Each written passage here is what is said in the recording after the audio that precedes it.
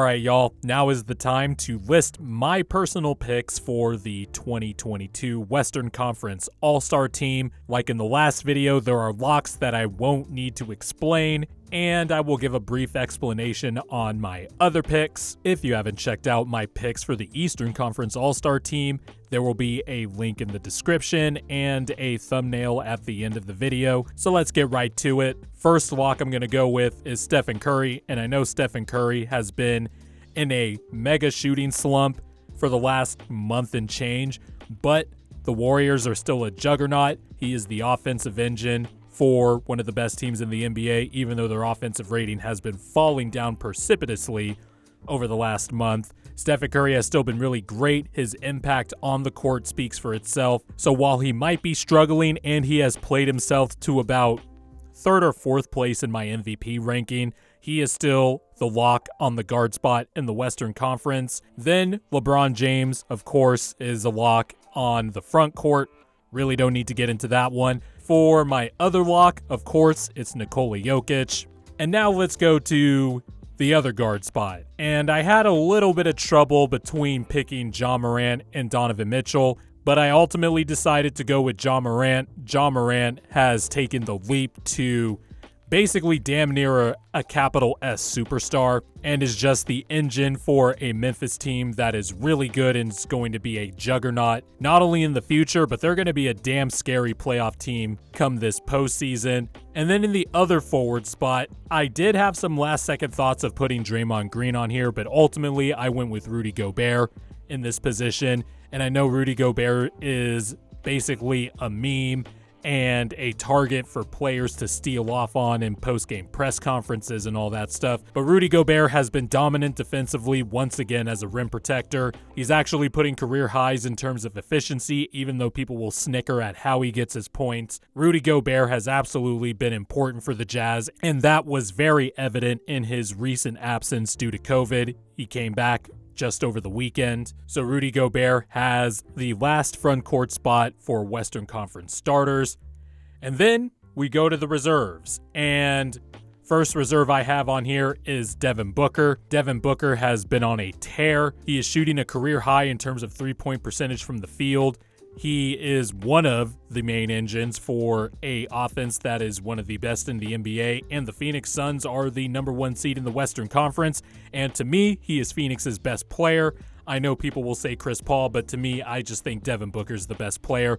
Next reserve, of course, I have Chris Paul. These two guys, they're the backcourt of the best team in the NBA and the number one seed in the Western Conference, and it's just incredible that Chris Paul is still playing at a very high level, despite the fact that guards in their late 30s historically just don't age well, especially small point guards. It's under-discussed how great it is that Chris Paul is still playing at this elite level at his age. We talk about LeBron and the fact that he's just a physical freak, and that it's just incredible that he is able to sustain greatness this late into his career.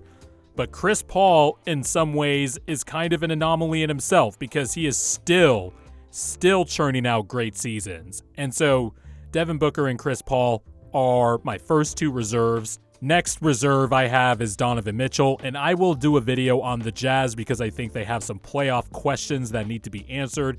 But Donovan Mitchell has been awesome for the Jazz once again.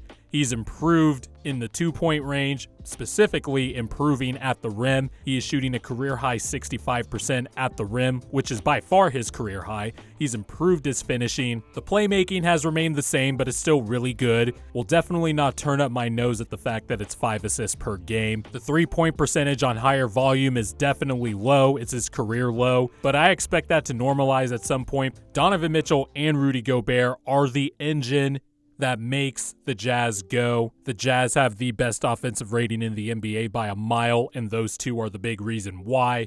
Next reserve I have on here is Karl Anthony Towns, and it's just one of those things where you look at the stats and you're just like, I can't leave Karl Anthony Towns off the All-Star team, and especially because the Minnesota Timberwolves are in the midst of fighting for a legitimate, not only play-in game, play-in seed, but a legitimate playoff spot because the West is wide open.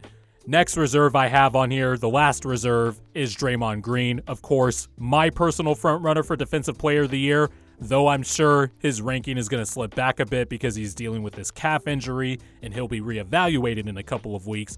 But Draymond Green is the end-all be-all on the best defense in the NBA. Of course, Draymond Green is also one of the best passing bigs in the NBA, with or without the Splash Brothers. I want to emphasize, Draymond Green is a damn good passer regardless, and I hate that criticism that Draymond Green, oh, of course he's passed to the Splash Brothers his whole career, so of course he's going to rack up assists. No, Draymond Green is legitimately a great passing big man. And you can see that the Warriors offense is struggling, one in part because Steph is shooting like a potato, but Draymond Green isn't out there directing the offense. His importance on both ends of the floor, yes, the scoring can be better, but his importance on both ends of the floor cannot be understated. So Draymond Green is on here as well.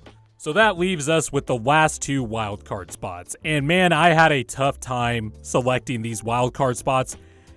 The East wildcard spots were tough too, but I had a longer list for the West, especially the cutting room floor, the candidates for the last two spots. So I ultimately ended up with Luka Doncic in my first wildcard spot. The Dallas Mavericks have been playing better as of late. Luka Doncic, in terms of numbers, is down across the board in terms of efficiency. Don't really like the way Jason Kidd is using him, but Luka's a great player. He's still putting up really good numbers. He's the best player on that team. He is the end-all be-all for the Mavericks, who have been playing a lot better recently, so he's in this wild card spot. And if you look at the last wild card spot, I wanted to put Paul George in there because of his strong start to the season, but if you just look at his overall efficiency and the fact that he's been missing a lot of games now and looks like he will miss games for the foreseeable future with this elbow injury that he's dealing with, I could not in good conscience put him there, and so I put Brandon Ingram in this spot. Some of his numbers are down in terms of field goal percentage and shooting percentage and three-point percentage, but he has been dynamite as a playmaker, and he is still averaging 23 points a game. Every year, the guy keeps improving in some areas, and Brandon Ingram is my last wild card spot for this All-Star team. So those are all of my picks for my Western Conference All-Stars. If you have any disagreements with my picks, feel free to leave a comment in the section below. Remember, you have to take someone off to put someone on. There's only 12 of these things. And instead of just yelling and screaming about how your personal guy got snubbed, why don't you actually make the case and take somebody off? I would love to hear your thoughts. Thank you for watching, and again, if you haven't seen my picks for the Eastern Conference All-Star team, the link to that video will be in the description below, and you'll probably see the thumbnail at the end of this video. And yeah, we'll see you soon.